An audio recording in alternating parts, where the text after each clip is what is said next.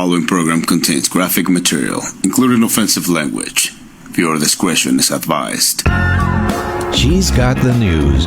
She talks with newsmakers. She encourages us to laugh, and she cries with us. Speaking truth to power and questioning authority daily, it's the Nicole Sandler Show. Oh, it is, and it is a Friday. Oh, I love Fridays. So, happy Friday, everybody, and welcome to it. Busy show for you today. There's a lot going on, obviously a lot going on in the news, and a few things that I want to get to before we get into the meat of the program. We've got two guests today, so I'll make this quick. But a few things happened today that you need to know about. First of all, you know that they were counting the votes in Alabama at that Amazon warehouse that was voting on whether or not to organize a union. And the votes were very lopsided, against forming a union. So this is not over. I believe challenges are expected at the National Labor Relations Board and in court. Union advocates are saying there was some shenanigans on the part of the company, so this is not over yet. But I must say, it's quite disappointing. I don't understand why people vote against their own best interests. We've heard, Amazon workers have to pee in bottles because they're not allowed to take a decent break. Those conditions are inhumane, and a union would better serve these people. So anyway, it's up to them, but we shall see. In other news, this announcement was made today. President Biden is signing an executive order today establishing a commission to study whether to add seats to the Supreme Court. So, he always said he was against, quote, packing the court. That's what they call it when you add more judges. And in reality, it's the Republicans who packed the courts over the previous 4 years, especially holding seats open, not allowing President Obama's nominees to get even a hearing because Mitch McConnell, then Senate Majority Leader, would not confirm anybody, hoping that what happened, that a Republican or whatever Donald Trump would get elected, and then they would pack the courts, and that's exactly what they did. If Joe Biden were to increase the number of justices on the court, it would help balance the court. It would make it a bit more fair, because right now it isn't. So the commission will be chaired by former White House counsel Bob Bauer and Christina Rodriguez, a Yale Law School professor and former Deputy Assistant Attorney General, and include a bipartisan group of legal experts, former officials, and reform advocates. So that's happening. The third story that I want to make sure you're aware of kind of leads into our first guest. The Biden White House today issued its discretionary budget. It's a budget request. It's sort of like the skinny budget. This is not the official budget that they will issue later in the year. But either way, the budget that the White House releases never goes anywhere. You might recall even Obama's budgets, sometimes got 0 votes in the Senate because the White House budget typically does not turn into anything. But it does signal an agenda. It does signal what the administration wants to accomplish. So with that, the White House today released this first budget request to Congress. And some of the provisions in it are fascinating. For instance, let's see, Biden wants $1.5 trillion in federal spending. That's a big budget. He wants to boost education, expand affordable housing, bolster public health, and confront climate change. Okay. I'm reading from the Washington Post now, just so you know. The president's early budget blueprint calls for a nearly 16% increase in funding across non-defense domestic agencies, reflecting the White House's guiding belief that a bigger, better resourced government in Washington can help address the country's most pressing political and economic challenges. This is the problem we've been operating on. Even the last two Democratic administrations, that would be Obama and Clinton, they, bowed down to the Republican austerity calls. They were afraid to spend money. And this is the thing I'm so pleased with Joe Biden about, is he is not going down that same road. Here, a little more from the Washington Post. Many of the programs Biden seeks to fund at higher levels starting in October are initiatives that Trump had unsuccessfully tried to slash while in the White House. In a further break with Trump, who labored to spend sizable sums on defense during his term, Biden's new plan calls for a less than 2% increase for the military in the upcoming fiscal year. So let me stop here for a second, because on the surface, you think, okay, that's good. Well, now let me read the next paragraph in the Washington Post analysis, because it's where I was about to go anyway. But the administration's approach quickly divided lawmakers from both parties. Senior Senate Republicans accused the president of trying to shortchange the Pentagon, alleging that this would put the country at a disadvantage against China. But on the other hand, Bernie Sanders and other progressives demanded deep cuts to the military budget, though they endorsed the domestic investments that Biden put forward. So there's still a bit of a disconnect there. The fact that this budget has more money for the military, even if it is only 2% than Trump's last one, not okay. But it is a step in the right direction.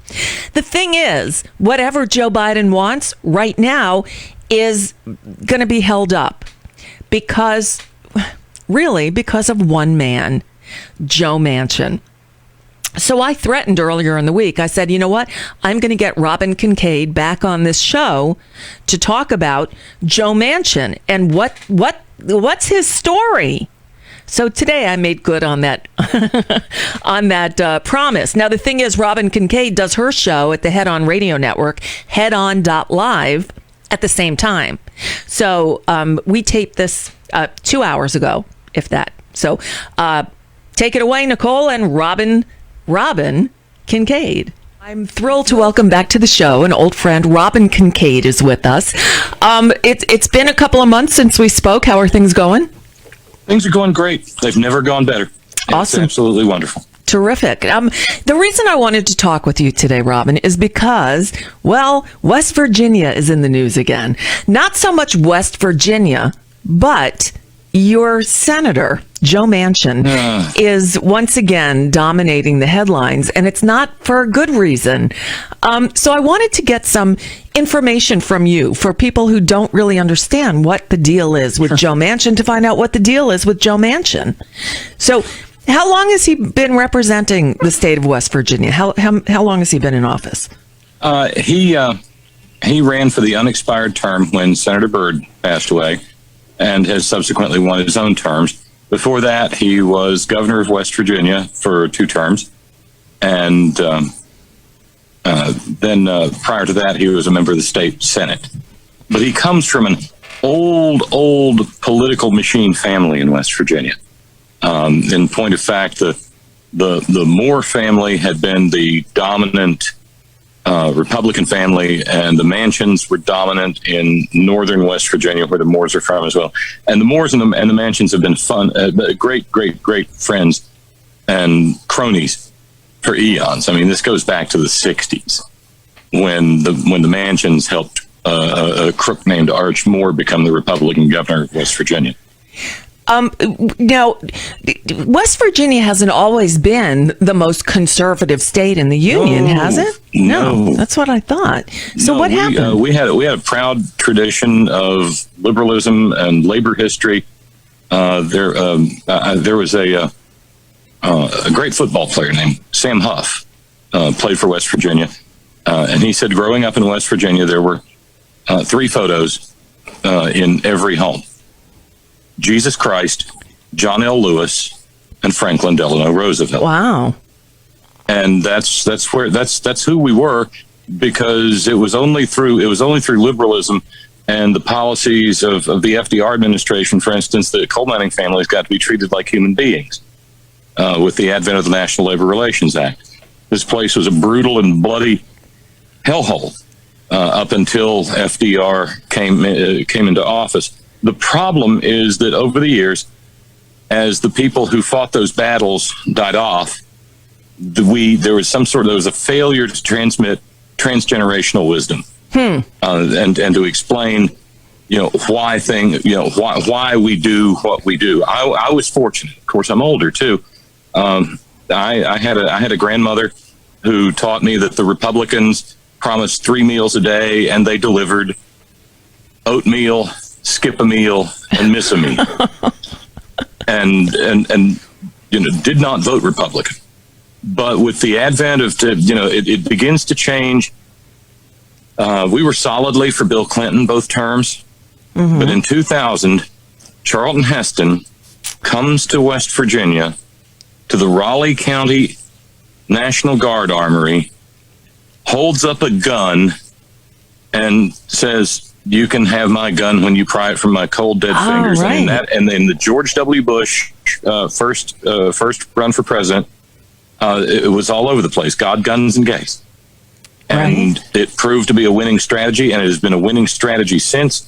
But since we're talking about Joe Manchin, one of the things that we have to understand here is that since Joe Manchin took power, the Democratic Party in West Virginia has become a cult of personality for Joe Manchin. And where once Democrats controlled all of what we call the Board of Public Works in this state, the governor, the Secretary of State, the Commissioner of Agriculture, the treasurer, the auditor, those used to all be, we've lost all of them, while Joe Manchin has focused on Joe Manchin. And so if America is wondering what it is that Joe Manchin's doing, Joe Manchin is doing what Joe Manchin always does. Joe Manchin is acting on behalf of Joe Manchin. There's an old saying in this state: no Manchin ever voted for a Democrat whose name was not Manchin. Wow. Okay. Wow. He is in it for him.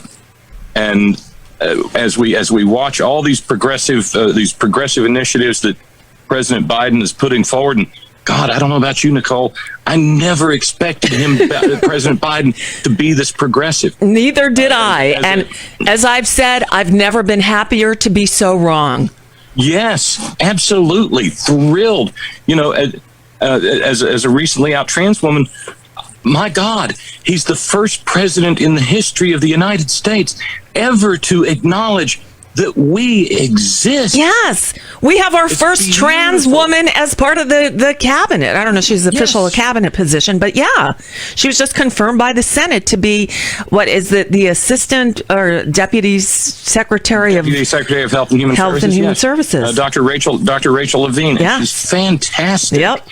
But we've got all these things we want to accomplish, and pretty much one man is standing in the way. Yes. Joe Manchin. And as I've suggested on my program, it feels to me like Joe Manchin is looking at Joe Biden and saying, nice little agenda you got there. Be ashamed if something happened to it. Robin, he's a shakedown artist, Nicole. Yeah. I just saw an interview with him last night. I forget who was talking to him, and I can only take him in small bits and spurts. Right. But he was talking about how, he and Joe Biden go way back and they're good friends and they talk. I think he's loving the attention and the fact that, yes, and they were asked, what, he picked up the phone and called you? He said, yeah, we're old friends. We work great together. Well, then work with him. Is this his deeply held beliefs, or is he just making noise just to make himself? No, he does. Joe Manchin doesn't have any deeply held convictions except for Joe Manchin. Wow. Okay, that op-ed that he published. In the Washington God Post. only knows why the op-ed board of the Washington Post published this thing. I don't. But the blather that he put in it about the sacredness of the filibuster, he doesn't believe that any more than I believe the moon's made of green cheese. Okay? This is nothing but pure transactional politics. Joe Manchin is a transactional politician. He does things that get him what he wants. Wow. I don't know if you realize this, Nicole, but just in the last week or so, President Biden named Joe's wife as the co-chair of the Appalachian Regional Commission. Yeah, I saw that. Is considerably powerful in this area. So, that's a little box to check off there. That's one more thing. But Joe wants something. Do we know what? Freud said that the greatest question in the world was, what do women want? The greatest question facing America right now is, what does Joe Manchin want? Yeah, no kidding. I joked a month or so ago that, only half joking, that President Biden needed to bring Joe Manchin into the Oval Office and say, look, Joe, here's a $2 billion contract for Mylan Pharmaceuticals to manufacture the vaccines. Yeah, that's his daughter's company, right? His daughter recently retired as CEO and made a bundle, and I'm sure Joe's heavily invested. But Joe is also a coal broker. Okay, that's one of the sleaziest businesses in the world. And so what does he want? I don't know. Maybe we move the national capital to Charleston, West Virginia. Oh God. But he. Now I can't imagine. If you ask people, all this business about he wants to be remembered with the same awe and regard that Senator Byrd is remembered around here. Well, doesn't he realize that his legacy, such as it is being tarnished with each successive moment that he's blocking this new great progressive agenda? Yes, and it's not just that. I don't know. Do you realize, Nicole, that he is the only Democratic senator who has not signed on to the Senate version of H.R. 1? No. Yeah. He's the only one. Democrat. So Kyrsten Sinema did, because she's trying to be the next Joe Manchin, but we still have Joe Manchin to deal with. There are some who will argue, say she's worse, but no, I think the original, you got to, deal with him. So let me ask you, I know he's entrenched in West Virginia, and there are those who say that Joe Manchin is the only Democrat who can win in West Virginia. Is that true? Yes. Really? It absolutely is. Wow. It absolutely is, because as I'm not trying to, tout my bona fides or anything, Nicole, but I'm about as progressive as a West Virginian gets. Oh, yeah, I know. And I will stand my bona fides against anybody else, and not that there's a competition, but there are some great progressives in this state, but there are not enough of us. Wow. We are outnumbered. And at this point in time, Joe gets elected by appealing to the sane-ish Republicans and of course the centrist moderate Democrats. And the danger here, and I'm already seeing it, there's already an out-of-state group that says they're going to come in and raise money and they're going to primary Joe Manchin. Joe will win that primary. And money will just be sucked out of pockets. So it's not a question of, as it is in many other states, who put up these Republican light Democrats saying, well, it's a conservative place, we have to give them like another Republican. No, people will vote for the actual Republican if they want a Republican. In many of these cases, you give them a real progressive. It's like, wow, now you're giving us something to vote for. You're saying there aren't enough of us there to vote for the real progressive. There simply aren't. And, the one thing we have to remember is in a worst case scenario, if they do primary Joe Manchin in 2024, and let's say they win. Yeah. That winning primary candidate will be beaten like a borrowed mule. And in the Republican replacement for Joe Manchin, who will win in November, will be so far to the maggot right that he will make Joe Manchin look like Karl Marx. Oh, God. So we are stuck between that proverbial rock and a hard place. Basically, there is one way to eliminate the Manchin problem, Nicole. Yeah. And that happens in 2022. Yeah. Elect enough more Democratic senators who are real Democrats to render Joe Manchin irrelevant. Yep. I warned about this on my program months ago when we were talking about the whole Neera Tanden kerfuffle. Yes. Okay. Yeah. Neera Tanden was not a mountain to die on. No. Anti-labor, anti-universal health care, Yep. a lot of the things that progressives care about. But she was Joe Biden's choice. And Joe Biden was entitled to have who he wanted at Office of Management and Budget. Right. But when the Biden administration gave Joe Manchin veto power over Joe Biden's choices, that was the moment, and I predicted it on the program, that Joe Manchin was given the veto power over the entire Biden agenda, and I said, we will regret this. Are you saying that Joe Manchin was responsible for Neera Tanden being booted? Yes. Oh, I did. I see. I never even knew that. I was against Neera Tanden in that position. I'm sorry. Out of everybody that he could have picked, he chooses her, the most divisive like said, person on the American left. Yeah, not the mountain I want to die on. Right. But the thing is, when we gave Joe Manchin veto power over Joe Biden's choices, we created a monster, and the monster is astride the land now. So what do we do? I mean, earmarks are back. Are you suggesting that he can be bribed? Give a big project to West Virginia. Joe Manchin you know the movie this line comes from. Let Joe Manchin wet his beak. Let Joe Manchin get his beak wet. He just and I don't know who, cui bono, but let him bring pork home to West Virginia. Yep. We would, and you know what? You could use it. If he was somehow able, as part of this infrastructure bill, to bring a whole bunch of green energy manufacturing jobs to West Virginia, I would be the first one out on the street cheering him on. Mm-hmm. Okay, this state is beaten and bedraggled. We've talked a lot over the years, Nicole, about what the coal industry has done to us. Yes, we have.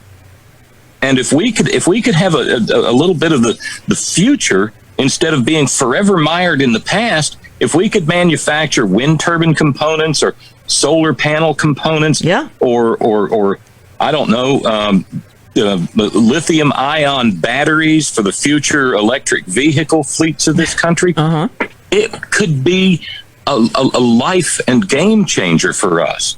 I mean, the governor of West Virginia, who, if you remember the old Green Acres of course sitcom, remember Mr. Haney? Of course, who could forget Mr. Haney? Mr. Douglas. Well, Mr. Haney is governor of West Virginia now in the form of Jim Justice. Okay. And he's been talking about how we got to increase the population of West Virginia. And bringing in a workforce for things like sustainable energy jobs would be a great way to do that. And then maybe we could change the politics back to something sane here. That would be nice. This may be a ridiculous question, but I need to ask it anyway. Why do you stay in West Virginia? Because I love it. My family's been here for somewhere between 9 and 11 generations. Wow. I feel deeply tied to this place. And quite frankly, given the things that have happened in my life lately, I'm very fortunate. This is a blood red state. There's a lot of bigotry. There's a lot of hate. Yeah. But I happen to live in a beautiful little community that has been so welcoming to me as I enter this change in my life. It's been wonderful. And plus, it's drop dead beautiful. I live a couple of miles from a canyon that's 336 million years old, and the fogs rise up out of the gorge 900 feet deep. And I drive across a bridge every day, and I try to be mindful and remind myself, hey, everybody doesn't get to see this, and it's worth saving and worth fighting for. So this little acre we sit on here, I'll fight for it. Gotcha. So like the song goes, Almost Heaven, West Virginia?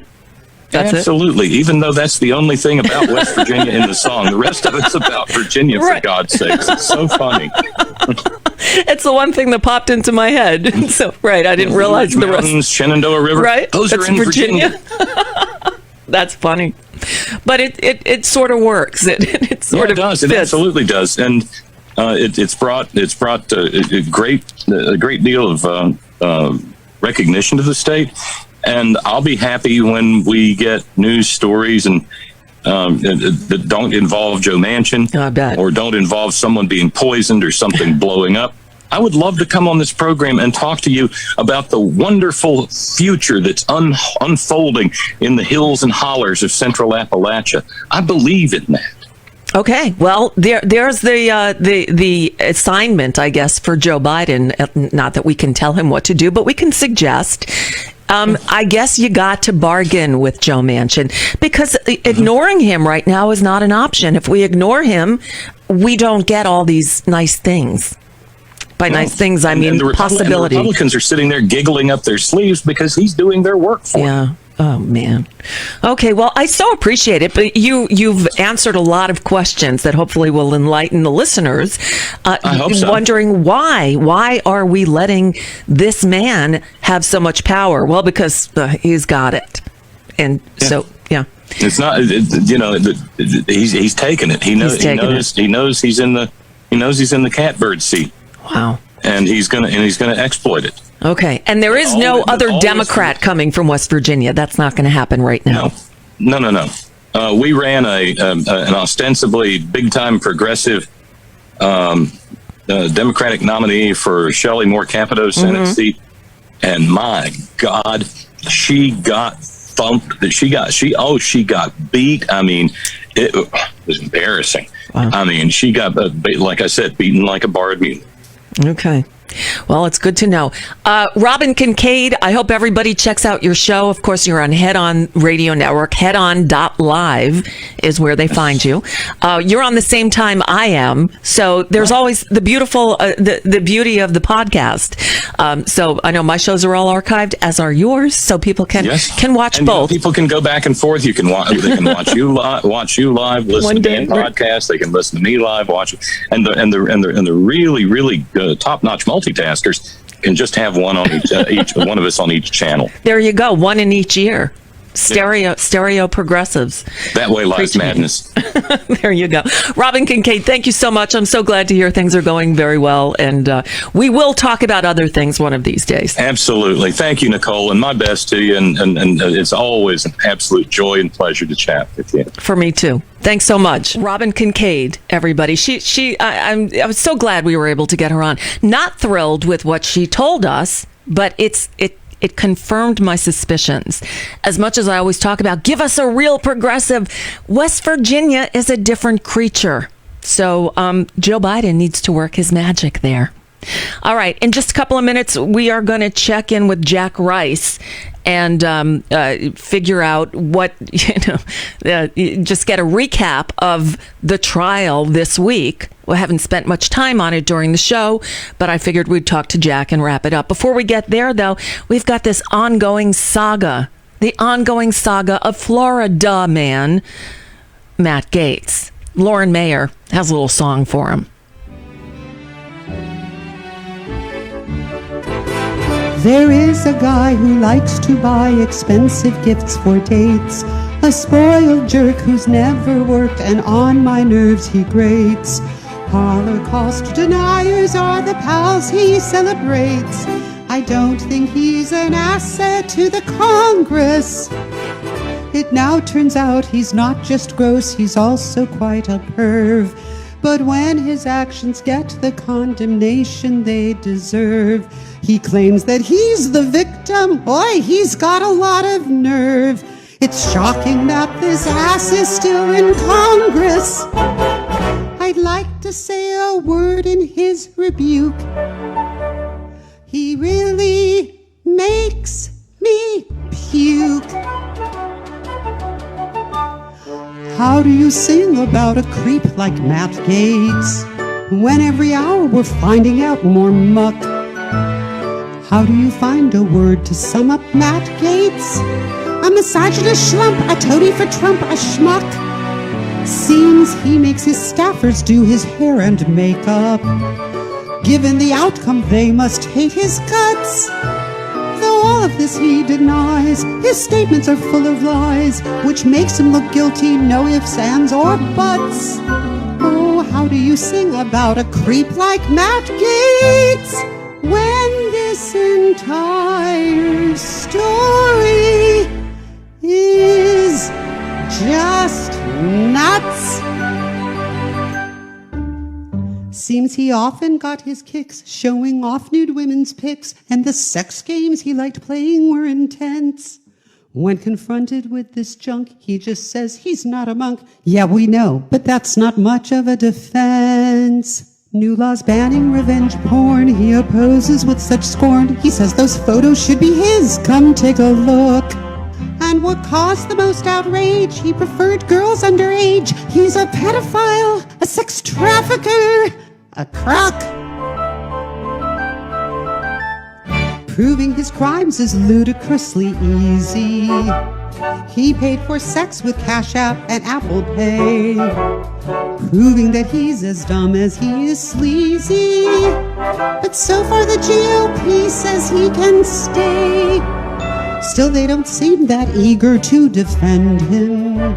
He's even been shunned by Marjorie Taylor Greene. Ridiculous things he'll say won't make this crap go away. A girl's not a woman when she's 17.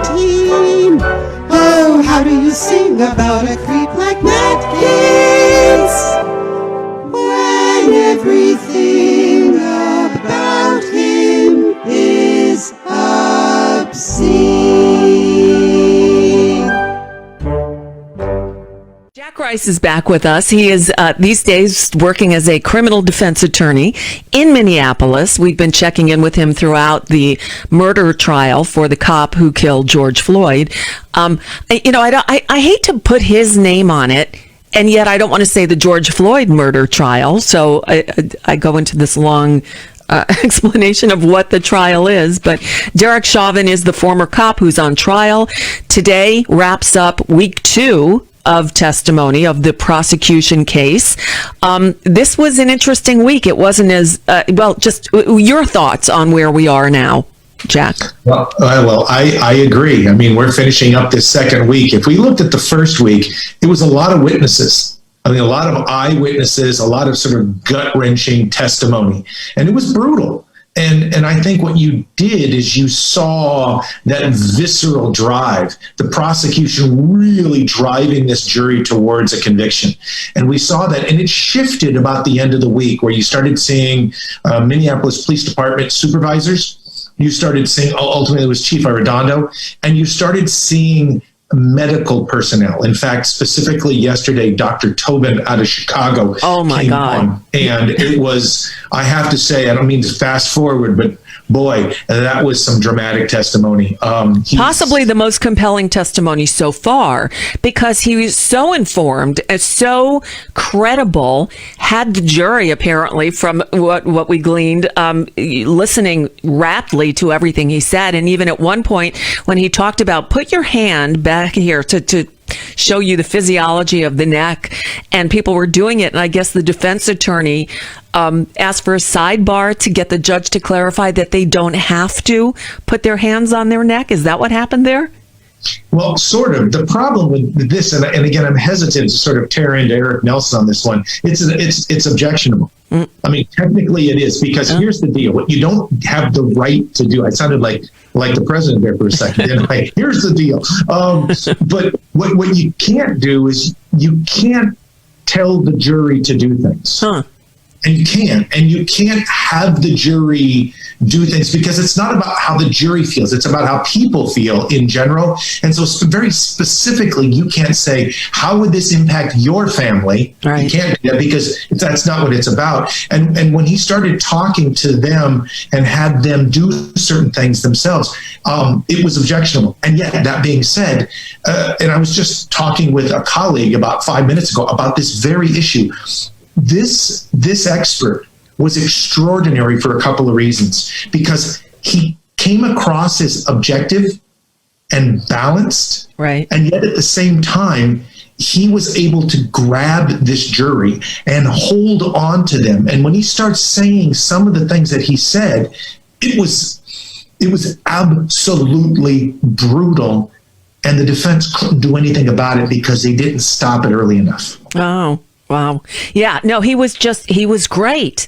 It was just devastating, I thought, to the defense, everything he said. And parts of it were just heartbreaking. I mean, he went through the video almost frame by frame and said, this is where the life went out of George Floyd.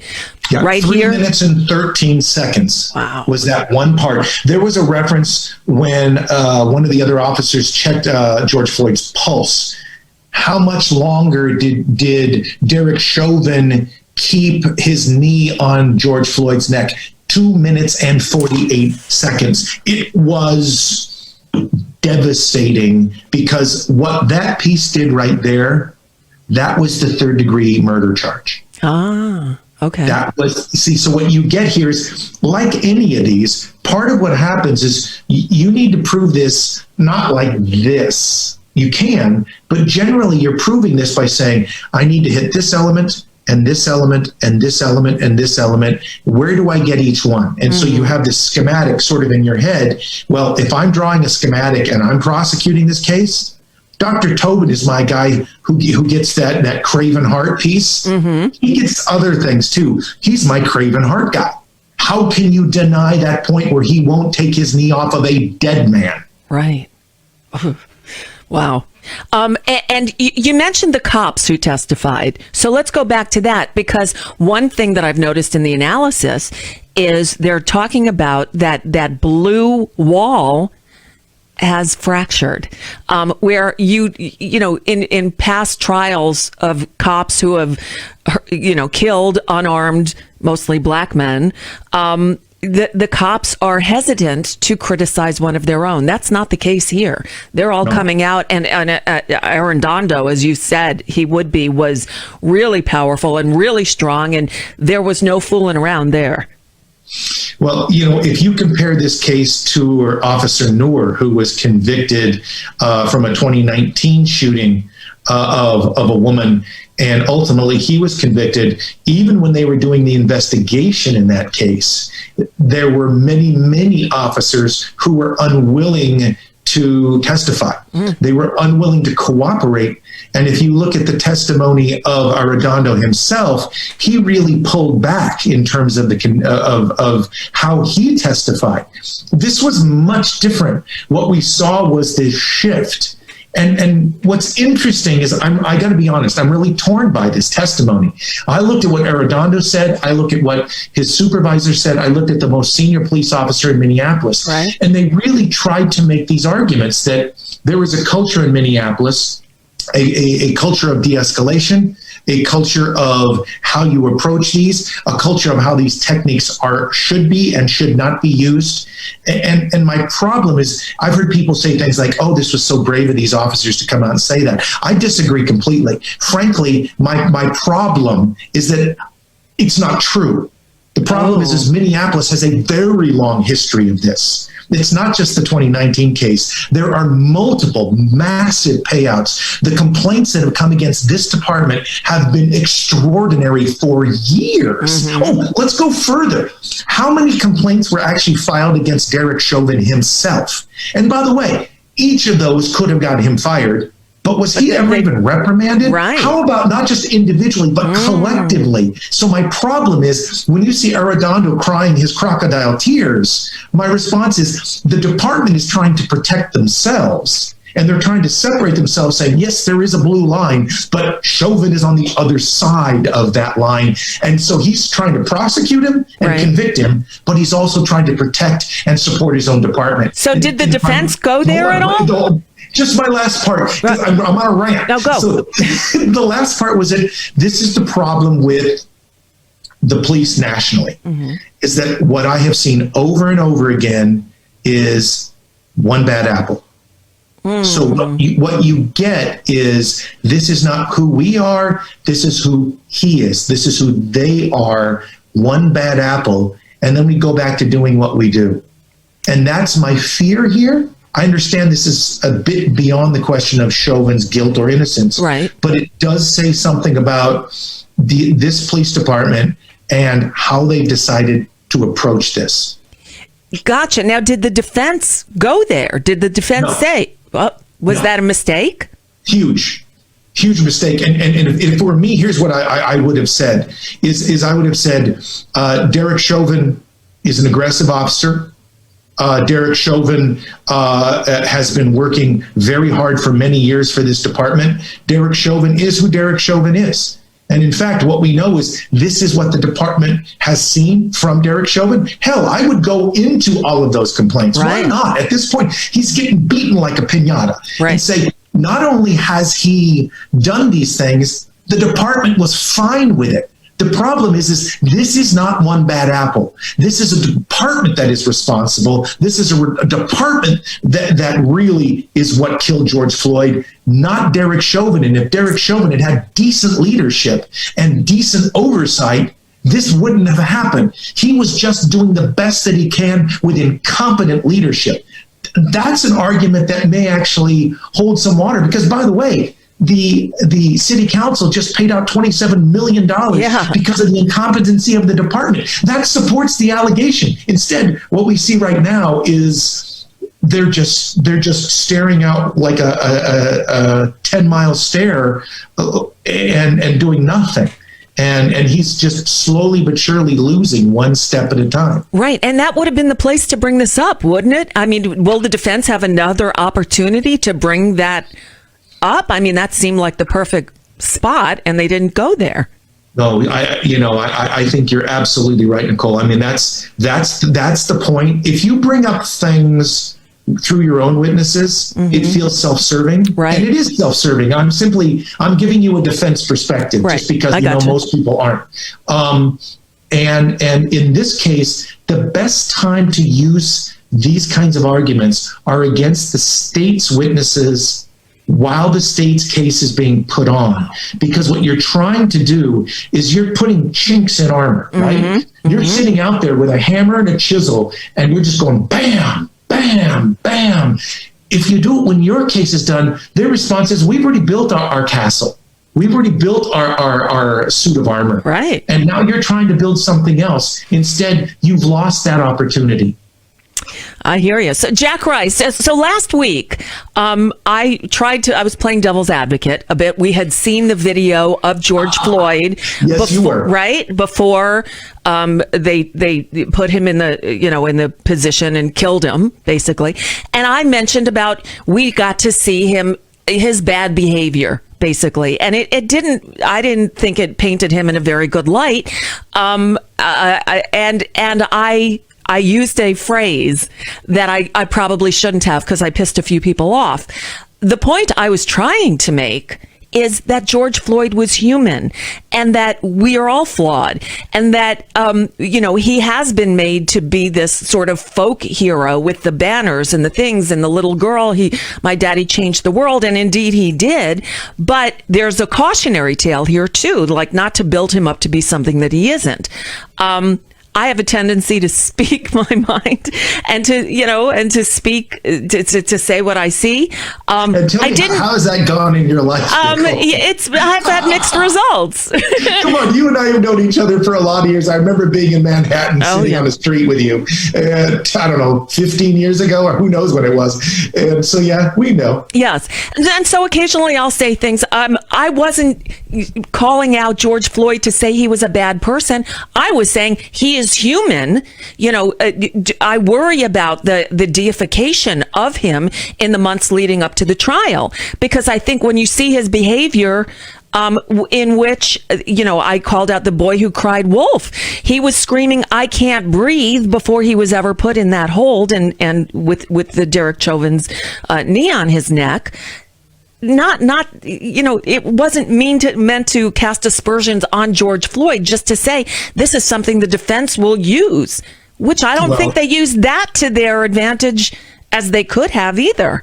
No, they didn't. And again, I think about this as a former prosecutor. And I understand what Jerry Blackwell, one of the lead prosecutors, and others were doing here, is that bringing up this information, and I've seen on social media too, and I appreciate where people are saying George Floyd is not on trial. Right. And my response to that is technically true. However, let's all be honest with one another, because credibility is always on trial. Mm-hmm. And people will always be on trial, whether it's fair or not. And so as a prosecutor, I think they were very, very smart, because you're right. George Floyd has been deified. He has been. And, Yes. and at the same time, what you don't want to do is build him up into being not a human being. Right. Because we all do have foibles. Every single one of us. Every one of us. And the problem is that if you build them up and then you then sit down and you allow the defense to tear him down, not only have you just undercut the prosecution's case, you've turned the prosecutors into something else. You could call them liars if you really want to go strong enough, or you could at least call them hypocrites. Right.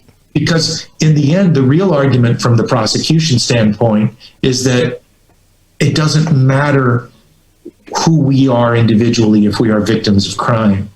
It's not about the good people are protected and the bad people are not. In fact, it's important, maybe more important, that we protect those of us who did not live the perfect life, which is all of us. Yes.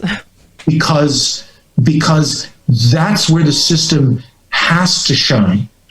And so it was powerful and smart of the prosecution to create that narrative and control the narrative as best they could, because it was undeniable that George Floyd was claiming he couldn't breathe when he was standing next to that blue Mercedes SUV. That's right. Before anybody was even touching him, he was making the claim. You better put it out there now rather than waiting for the defense to bring that up after the prosecution ignored it completely. Imagine if they had just shown the tape of Derek Chauvin's knee on the neck and never showed anything beforehand. Right. And then rested their case. Yep. Oh, that would be terrible. It would be dereliction. And then the defense comes out and they say, oh, by the way, ladies and gentlemen of the jury, let's take a look at the rest of this tape. Yep.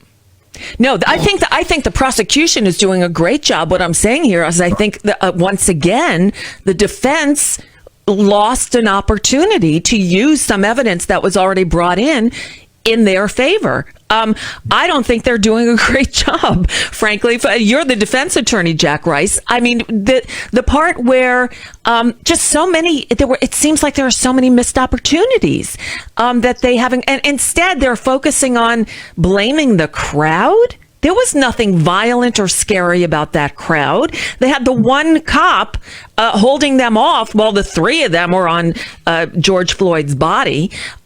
It seemed like they're grasping at drug overdose, which was, I think, disproved yesterday, and, blaming the crowd for distracting Derek Chauvin. I thought that was ludicrous. Well, one thing to consider, and I think this is where the defense will be going, is that the chief medical examiner. Yes, who is going to testify today, apparently. Right, the chief medical examiner, he is the one who actually did the autopsy. Right. And my response is that Dr. Tobin, he's never even met George Floyd. Right. He never saw his body. Nope. He never saw his history. He decided on his own, reading some reports, what the answer was. And seeing the video. I mean, the video was pretty strong. And seeing the video. And my response is, you don't know how many drugs he took. Right. You don't know the extent of his heart conditions. You don't know the impact that any of those things have had. I'm sorry. I didn't see a whole series of that either. Right. There's a process. Every time I'm dealing with any case, and as you and I were talking off the air, I'm actually getting ready for a jury trial starting on Monday, and we're going to start picking a jury on Monday. Wow. And part of the fight in every case is about exclusion. You're trying to keep out pieces of evidence. So in other words, some of it is, can I keep this piece of evidence out because it's so unreliable, or it's hearsay, or it's something else. But part of it is also remembering to make the argument that if somebody is shooting a video and the prosecution says, how do you feel about that? I'm up on the counters, climbing on the judge's bench saying, objection. First of all, relevance. Right. Who cares what somebody thinks or feels? Because it was such brutal and effective testimony when that 17-year-old talked about what it did to her life. Yes. It was brutal. I watched it and I was just sitting there with my mouth open. And so that's part of it. But it's also part of figuring out how you limit the quality and the ability of anybody who's testifying as a result. When Tobin takes the stand, a big part of this is to nail down the fact that what he knows is about as far away as the rest of us, which means we only know what we saw on TV. Right. He doesn't know much more than that either. So to sit there all sanctimonious and say he has the answer, the problem is he didn't come across as sanctimonious. No. He came across as balanced, fair, objective. It was brutally effective. And as a defense attorney, I was sitting there just going, "Oh my God, is this desk? Is there a hole under this desk? Because I'll crawl in that too." It was brutal. Wow. So do you know, I mean, we're taping this earlier in the day because you're a busy working attorney and covering this trial as well. Jack Rice, do you think that the prosecution will rest today? This is the end of the 2 weeks. No, they're going to keep going. No, I don't think they're done yet. I don't think they're done yet. And the reason is because if it were me, I would not end with the chief medical examiner. They're not happy with that examiner. No, they wanted to bury him and their strategy is you want to end with a very strong witness, so they still have really strong witness. Absolutely. And in fact, what they did, this was purposeful. They're bookending him. So what they're doing is they're going to put somebody like a Tobin on the front end, who's an expert, who are going to say, "No, there's a doc, solid, we like him." Yep. Then what they're going to do is they're going to ask very narrow, very specific questions of the chief medical examiner, the guy who did the autopsy. Right. This is normally their superstar. Right. But he didn't say. But they don't like him. Right. And I think you and I talked a bit about this. I've looked at the evidence in this case, is that part of what happened was when he made his report, they weren't happy with it. So they sent an investigator from the Bureau of Criminal Apprehension here in Minnesota and 2 FBI agents to try to see if they could nudge him to reconsider certain aspects of his conclusions. And it's in the FBI reports.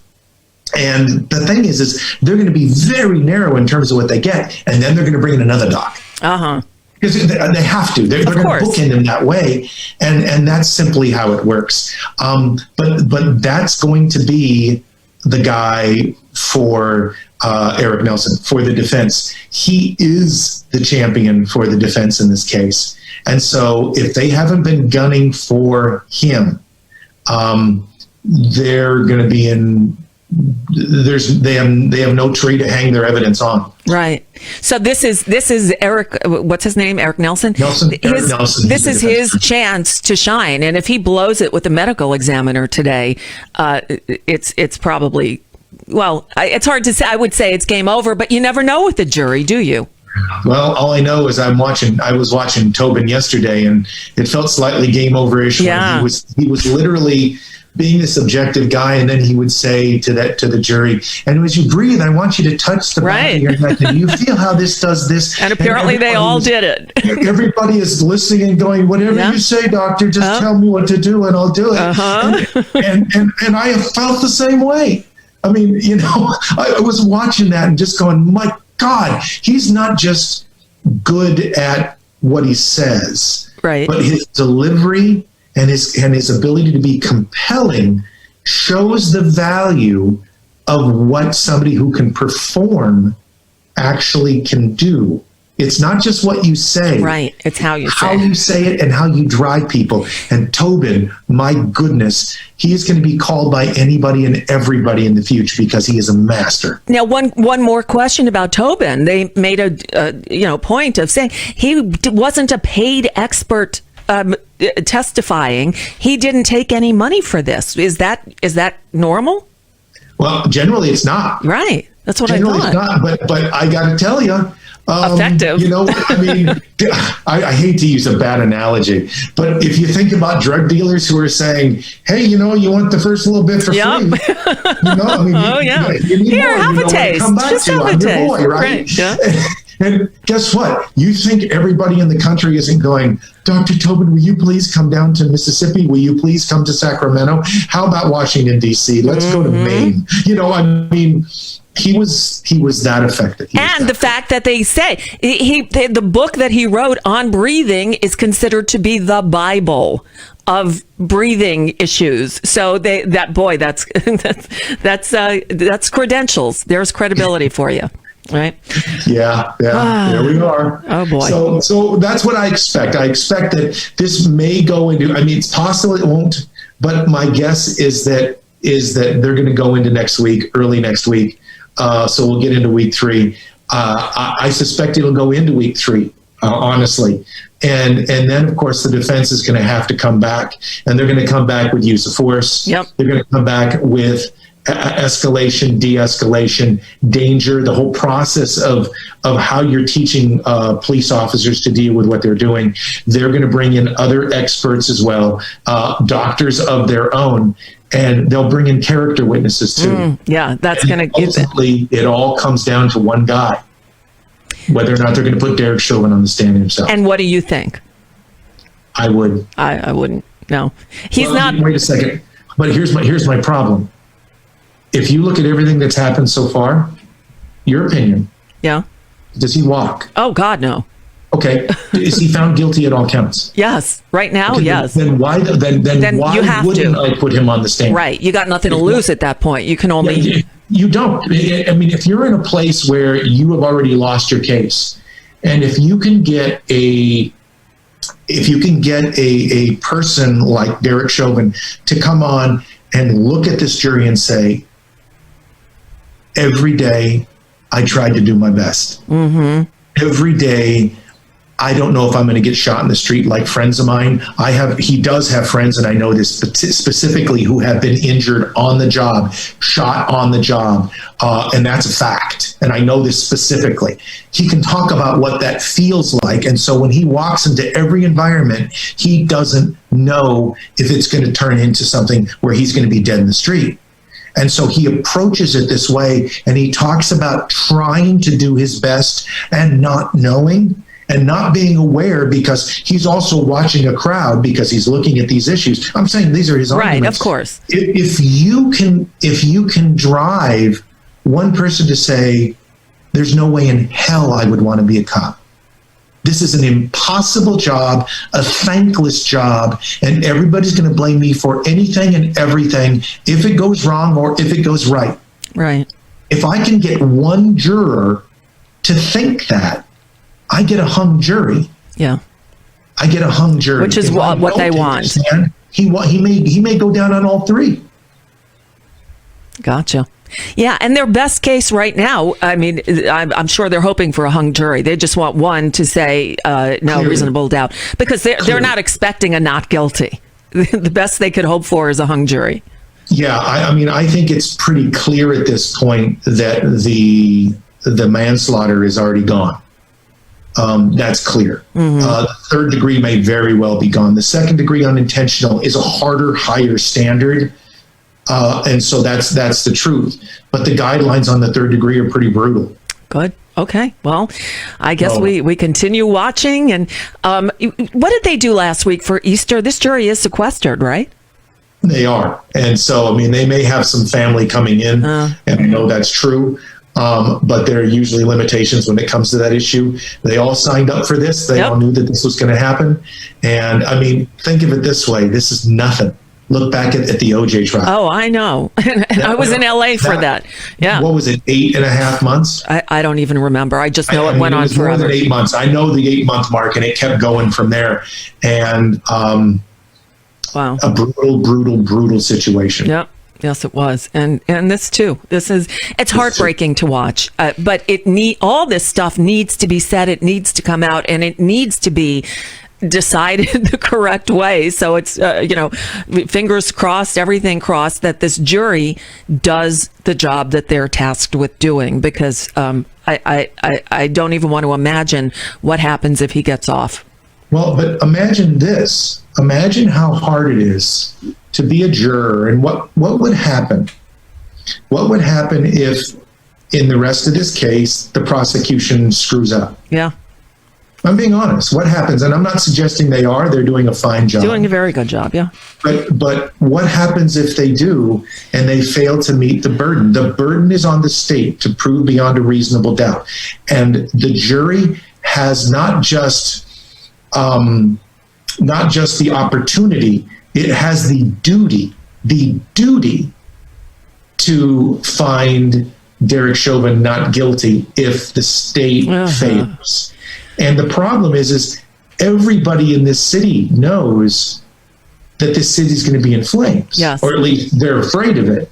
and simply because history speaks for itself. And so imagine being a juror, knowing that your duty, or you make sure that they're told that their duty is to do this, make this decision. How do you make that decision knowing full well that there will be destruction, probably injury, maybe death that comes because of the decisions that they make? And that is one of the realities that these jurors are facing and dealing with right now. Well, hopefully they thought that through before they, decided to do it and be on the jury. Does anybody really do that? No, though? probably not. Seriously, I don't know if anybody. Very few people. I mean, it's not like I've worked in a lot of war zones in my life. Iraq multiple times, Afghanistan, Kosovo, and parts of Africa. I got hit by an IED. I've been shot at a lot. Those are the thing is that people can say they know what that feels like. They don't. They don't know what it feels like to have to step out of a Humvee knowing that people are trying to kill you. And they don't know what it's like. Now, I'm not making a comparison because they're different, but I don't think anybody knows what it's like to feel the pressure that all of the people in that room, and I am including Derek Chauvin, I'm including Eric Nelson, I'm including Jerry Blackwell, I'm including Judge Cahill, and I'm including all of those jurors plus the alternates. They all are feeling what this means, and they all feel what happens in the event that it doesn't go the way that some people want it to go. That's a lot. Yes, it is. Pressure that I would not want for anything. So we have to commend them for taking it on, at least, or not realizing what they were in for. I don't know that you commend them for that. Do. I hope they do too. Jack Rice, I can't thank you enough for your great insight and helping us get through this trial and figuring out what's important and what happened. So I know you got a case starting Monday. Thank you so much for spending so much time with us. I really appreciate it. All I know is I'm sitting here staring at a computer, but literally on the right of it, on the left of it, surrounding it in every direction is evidence, is statements, is police reports, is stuff. Okay, so I won't hold you any longer. Get back to work. Thank you, and try to have a great weekend. Thank you. Jack Rice, he really is such a great guy. You too, have a great weekend. I'll see you back here Monday with my Congressman Ted Deutsch, okay? All right. I will, as usual, leave you with today's What's News, because there's news. I read the news today, oh boy. It's time for Nicole Sandler's What's News from NicoleSandler.com and the Progressive Voices Network. President Biden is out pushing the benefits of his new American Jobs Act, the $2 trillion plus infrastructure and jobs plan. Oh, no. This is yesterday's. Hold on. That's yesterday's. Hold on. I got to find today's. How did I do that? I could have sworn I put the right one in here, didn't I? 2021. What's news? Here it is. All right. Sorry. Let's try this again. I read the news today, oh boy. It's time for Nicole Sandler's What's News from NicoleSandler.com and the Progressive Voices Network. President Biden on Thursday unveiled several executive actions intended to address gun violence, which he called a blemish on the nation. Biden had promised to take common sense steps to curb gun violence, and pressure has mounted on him to do something in the wake of several recent deadly mass shootings. Well, he took to the Rose Garden on Thursday before an audience of lawmakers and Americans touched by gun violence. Biden's executive actions call for restricting ghost guns, those made with parts and instructions available online and are currently untraceable. Gun violence in this country is an epidemic, and it's an international embarrassment. He said nothing he was proposing threatened the Second Amendment right to own firearms, but he also called on Congress to take bigger steps, such as banning assault weapons or increasing requirements for background checks. Biden's announcement came in the midst of a spate of mass shootings in South Carolina, Georgia, and Colorado, among them. Yet another shooting, this one in Bryan, Texas, a small town near Texas A&M University, happened within hours after Biden spoke. Police say a suspect is in custody after a shooter opened fire at a local custom cabinet business on Thursday, shooting at least 6 and killing 1 before fleeing. 4 of the victims remain in hospital in critical condition. The shooter, believed to be an employee of the cabinet shop, was arrested and charged with murder. Speaking of murder, a world-renowned pulmonologist, Dr. Martin Tobin, testified at the trial of former Minneapolis police officer Derek Chauvin that George Floyd died from a lack of oxygen caused by spending minutes pinned to the ground with Chauvin's knee on his neck. Dr. Tobin, quite possibly the most compelling witness to take the stand so far, wrote the book considered the Bible about the mechanics of breathing. Chauvin's defense attorneys are arguing that Floyd likely died of a drug overdose, but Tobin said that any healthy person would have died handcuffed and restrained as Floyd was. You see his knuckle against the tire. And to most people, this doesn't look terribly significant, but to a physiologist, this is extraordinarily significant. So he's using his fingers and his knuckles against the street to try and crank up the right side of his chest. This is his only way to try and get air to get into the right lung. Well, a record 18,890 teens and children without parents arrived at the Mexican border trying to get into the United States in March alone. Authorities took a total of 172,331 migrants into custody during the month, which was the busiest at that border in nearly 20 years. And this after news broke that the Biden administration appears to be spending about $60 million a week or more to house more than 16,000 migrant teenagers and children in DHS shelters. And the costs are going to rise. Now into the creepy files. An associate of Congressman Matt Gaetz, Florida man, former Seminole County, Florida tax collector Joel Greenberg appears to be speaking with prosecutors in an ever-widening sex trafficking case. After a Thursday meeting, Greenberg's defense attorney said, quote, "I am sure Matt Gaetz is not feeling very comfortable today. Greenberg has been charged with sex trafficking of a minor, stalking, bribery, and defrauding the pandemic-related PPP program. A Justice Department investigation into whether Gaetz had a sexual relationship with a 17-year-old girl and paid for her travel developed from Greenberg's case. Matt Gaetz, one of Donald Trump's biggest supporters, has denied he ever had sex with a 17-year-old or paid for it." All right, then. So have you been jabbed yet? As of Thursday, nearly 20% of people in the United States had received full coronavirus vaccinations. About 80% of K through 12 teachers have received a vaccine dose. The latest figures show that the U.S., like other relatively wealthy nations, including Britain, Chile, and Israel, is making rapid progress toward protecting people from a pandemic that's killed almost 3 million people worldwide and 560,000 here in the U.S. alone. COVAX is a World Health Organization-backed group pushing for equitable vaccine distribution. They hope to get enough doses to cover up to 20% of the populations in participating countries by the end of the year, but worry it might fall short. Meanwhile, Dr. Fauci, the nation's top infectious disease expert, is expressing concern over the, quote, disturbingly high level of daily new coronavirus infections here in the U.S. He noted that deaths and hospitalizations are falling, but that the daily number of cases, now hovering around 60,000, is, quote, disturbing.